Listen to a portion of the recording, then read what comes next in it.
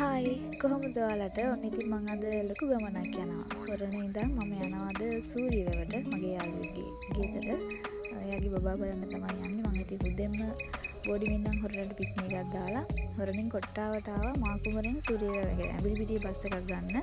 මං ඇඹිලිපිටියට ගිහිල්ලා මේ පදනංගලින් බැහැලා සූරියවැවට යන්න තමයි යන්නේ. ඉතින් හයිවේ බස් එක මං හිතන්නේ 9යි කාලට එකක් තියෙනවා කියලා කිව්වා. 9යි කාලේ දා තිබුණේ නැහැ. මම යන්නේ මේ මාකුඹුරට කොට්ටාවේ ඉඳන් මාකුඹුරට පික්නික් එකක් දාගෙන. ඉතින් එහෙම යද්දී 9යි කාලේ බස් එක තිබුණේ නැහැ. 9:45ට තමයි බස් එක තිබුණේ. ඉතින් උදේ කාලා ගියෙත් නැති නිසා මම බස් එක ගෙනකන් මේ එතනින් කෑමක් ගත්තා. ගිහිල්ලා බලද්දි මේ පොලිමත් තියෙන සමහර 9යි කාලේ බස් එක නැති නිසා ටිකක් සෙනග හිටියා. ඉතින් මම එතන තිබුණ කෑම වලින් පෑන් කේක් එකක් ගත්තා. ඊට පස්සේ වන්ඩු එකක් ගත්තා. වතුර බෝතලයකුයි තව චොක්ලට් දෙකකුයි තව මොනවා හරි ගත්තා මට මතක නැහැ. ඉතින් බස් එකට වෙලා බස් එක යනකම් මම ඉතින් ඒ කෑම ටික කෑවා කන්න ගත්තා. කොහොම හරි මේ ෆස්ට් ටයිම් තමයි ගර්ල් කෙනෙක් බස් එකේ ටිකට් එකට සල්ලි ගත්තේ.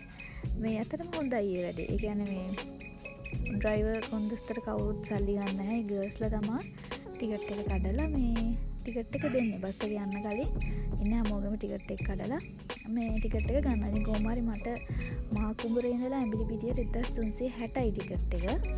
කොහොම හරි පැය දෙකක් වගේ යනකොට බලන්නකො ඉන්න සෙනඟ බස් එකක් මිස් වුණ නිසා මේ බස් එකට ගොඩාක් පොලිම හිටියා. ඉතින් කොහොම හරි මේ ඔන්න ටිකට් එක 1360යි. ඉතින් කොහොම හරි පැය දෙකක් වගේ යනවා කියලා තමයි කිව්වේ. 12:45 වෙනකොට යනවා කියලා තමයි ඒගොල්ලෝ කිව්වේ. කොහොම හරි ඉතින් තිබු ගත්තේවත් කාලා බීලා පාඩුවේ ඉතින් යන්න තමයි මේ යන්න හදන්නේ. ආමේ ඉන්නේ මම අර කිව්වා මේ අක්කලා දෙන්න හෙදන තමයි ටිකට් ගත්තේ බස් එකට නැගලා.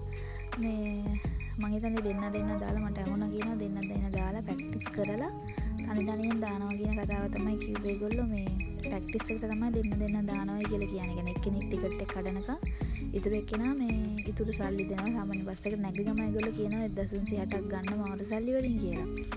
කොහොම හරි කොට්ටාවෙන් දාලා ටික දුරක් යනකොට බස් එක ඇක්සිඩන්ට් වුණා. බලන්න ග්ලාස් එක මේ පැත්තේ යට කෑල්ලකුත් ගැලවිලා තිනවා. ඒක නම් මෙතනින් පේන්නේ නැහැ වැඩිය.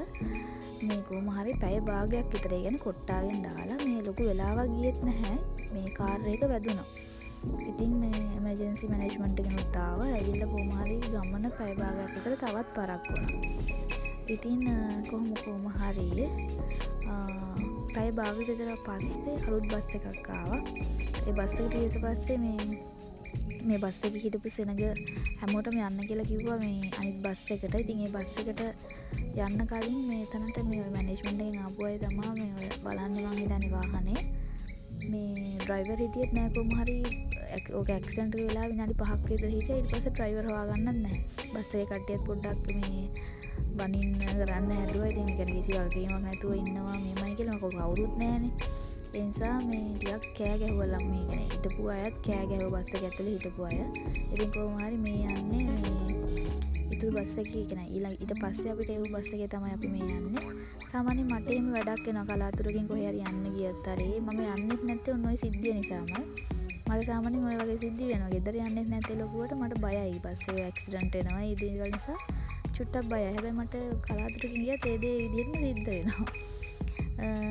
ඉතින් කොහොම හරි මම යාළුවයි ගෙදරට 2:00 නැහැ 1:00 වගේ යනකොට මම ගියා සූරියවැවට. ඉතින් යාළුවෝ මාව ගන්න එනකන් තමයි මම මේ සූරියවැව ඉන්නේ. ඉතින් අලුත් vlog එකකින් ආයෙත් එකතු වෙනවා.